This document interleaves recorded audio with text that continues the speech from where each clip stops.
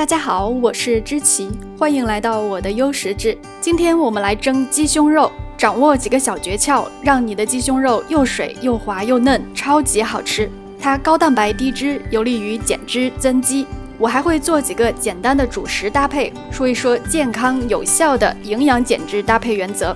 好，我们开始做。准备一块新鲜的鸡胸肉，我这个大概是一位男士一顿的分量。第一个让肉嫩的小技巧是捶它，通过捶打让肉的纤维组织变松散，口感更嫩，也更容易入味。没有捶肉工具的话呢，也可以用刀背。接下来把肉切小块，准备腌制。第二个让肉嫩的小技巧，通过腌制来增加它的水嫩度和锁水。加少量的盐，1勺生抽酱油，1小勺蚝油，1勺鸡蛋清或者全蛋，1小勺白胡椒粉，然后再加一点点清水或者葱姜水更好。接下来朝一个方向搅拌，鸡肉会把盐分和水分逐渐吸收进去，含水量增加，吃起来就会更嫩一些。等液体变少之后，再加上1勺淀粉，通过淀粉来锁住水分，减少水分的流失。腌制至少半小时。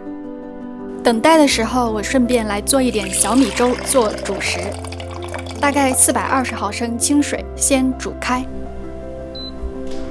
煮开之后，倒入35克到40克的小米，大概刚好是1顿的主食的量，然后半开盖，精煮45分钟。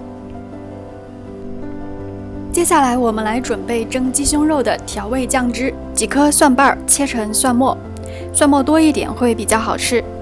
因为鸡胸肉腌制的盐分呢已经比较充足了，这里我们可以再少加一点酱油和蚝油，然后加1勺豆豉。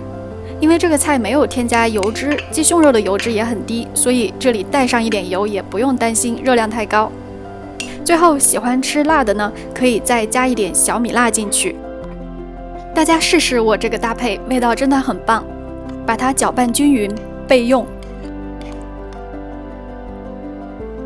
配菜我用的是金针菇，因为它需要蒸的时间和鸡胸肉差不多，你也可以换成白菜或者是其他比较快手的菜。菜准备好了，我们来摆盘，铺上金针菇和腌制好的鸡肉，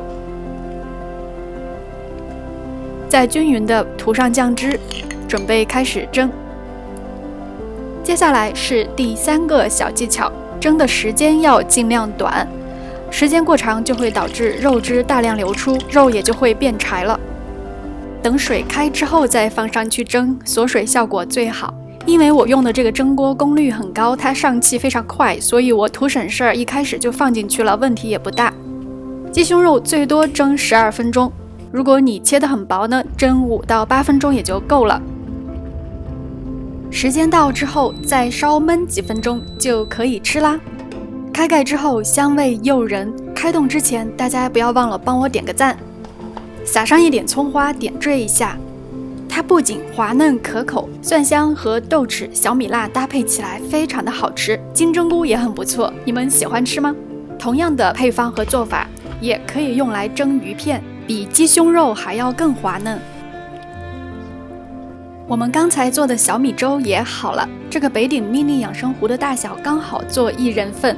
减脂的话呢，主食的量不能太多，并且要以粗粮杂粮为主，另外要多吃各种颜色的蔬菜，热量低，纤维高，微量营养素丰富，可以简单焯水或者清炒。如果用双层蒸锅的话呢，也可以跟鸡胸肉一起蒸。大量的优质蛋白质加上丰富的蔬菜以及适量的主食，就是一顿营养丰富的健康减脂餐了。因为我这次做的蒸鸡胸肉盐分偏高，可以直接用清蒸蔬菜来蘸着它的汤汁吃。主食你也可以搭配蒸杂粮米饭、蒸红薯，或者煮个蔬菜粗粮面。我用了简单的日式高汤做汤底，不用太多调味就非常鲜美。但是注意呢，面条的量不要太多，这么一小块40克就非常足够了。这个面条本来是个配角，随便煮一下的，结果味道超出预期的好。大家要是对日式高汤感兴趣的话呢，可以参考我之前做的日式拉面那一期。本期视频就到这里了，感谢大家的观看，关注我，让健康的饮食成就更好的你。我们下期见。